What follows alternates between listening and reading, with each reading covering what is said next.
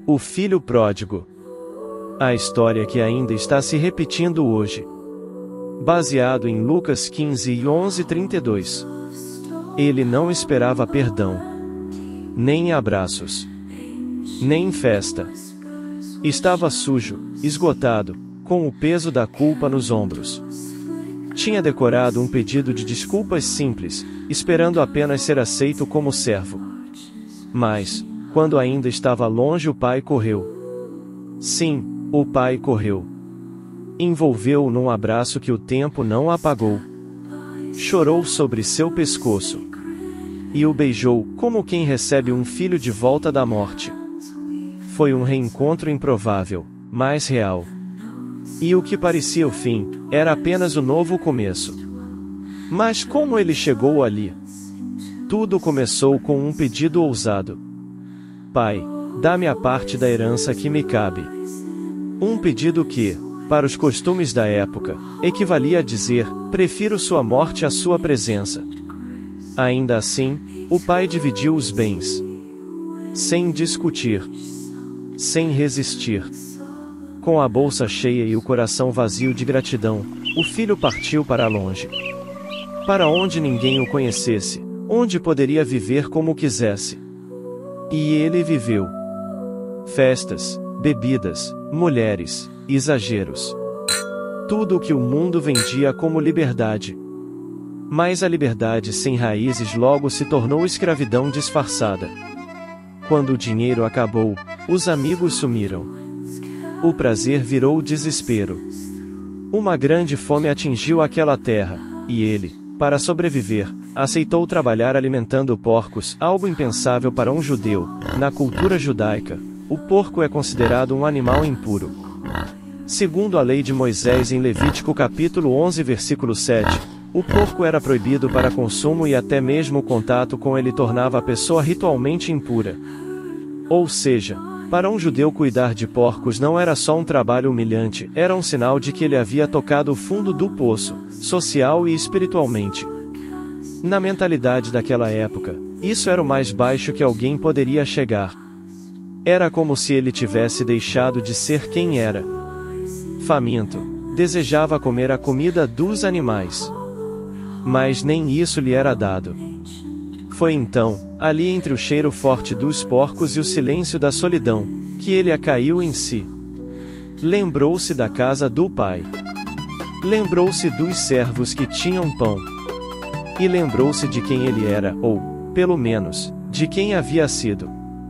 Disse a si mesmo, de levantar-me-ei, irei ter com meu pai, e dir-lhe-ei, pai, pequei contra o céu e diante de ti. Já não sou digno de ser chamado teu filho. Trata-me como um dos teus servos. E assim fez. No caminho de volta, carregava mais do que roupas rasgadas e pés feridos. Carregava o peso da vergonha. Cada passo era uma lembrança do que perdeu. Cada pensamento, uma dúvida se ainda haveria lugar para ele. Mas antes que pudesse alcançar o portão, o pai o viu. E correu. O pai não esperou explicações. Não pediu provas de mudança. Não exigiu sacrifícios. Apenas abraçou.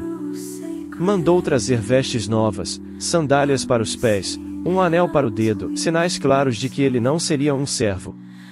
Ainda era um filho. A festa começou. O novilho mais gordo foi servido. Música, dança, alegria. Porque a este meu filho estava morto e reviveu, estava perdido e foi achado. A Lucas capítulo 15 versículo 24. Mas a história não termina ali. Há algo que precisa ser perguntado, a você. E você? Há algo que você precisa deixar para trás, e voltar? Será que é hora de regressar ao início, onde tudo fazia sentido, onde Deus ainda era o centro? Talvez você diga, mas minha consciência me acusa. Mas escute, e Deus não te acusa. É a tua consciência que grita, mas o coração do Pai continua de braços abertos. Todo aquele que o Pai me dá virá a mim, e o que vem a mim, de maneira nenhuma o lançarei fora. João capítulo 6 versículo 37. Você não precisa voltar perfeito. Só precisa voltar. Deus te recebe como você está e depois te transforma. Ele mesmo nos ensinou. Vá, e não peques mais. João capítulo 8 versículo 11. Hoje pode ser o seu momento de voltar. Voltar para Deus. Voltar para aquilo que você deixou para trás. Voltar para quem você foi chamado para ser. Porque o Pai não fechou a porta. Ele ainda corre ao seu encontro. Agora pense. Se um pai humano, limitado e falho, é capaz de perdoar e acolher um filho arrependido, imagine Deus, o Pai eterno. Jesus mesmo disse: Qual de vocês, se seu filho pedir pão, lhe dará uma pedra? Mateus capítulo 7 versículo 9. Se nós, sendo imperfeitos, sabemos dar coisas boas aos nossos filhos, quanto mais o nosso Pai Celestial está pronto para nos receber e restaurar. Agora é com você. Qual parte dessa história mais falou ao seu coração? Comenta aqui embaixo, talvez seja o início de uma nova caminhada. E se você conhece alguém que precisa ouvir essa mensagem, envia esse vídeo. Compartilha. Pode ser exatamente o que essa pessoa precisa hoje. Aproveita e curta o vídeo, se inscreve no canal e ativa o sininho para não perder as próximas histórias.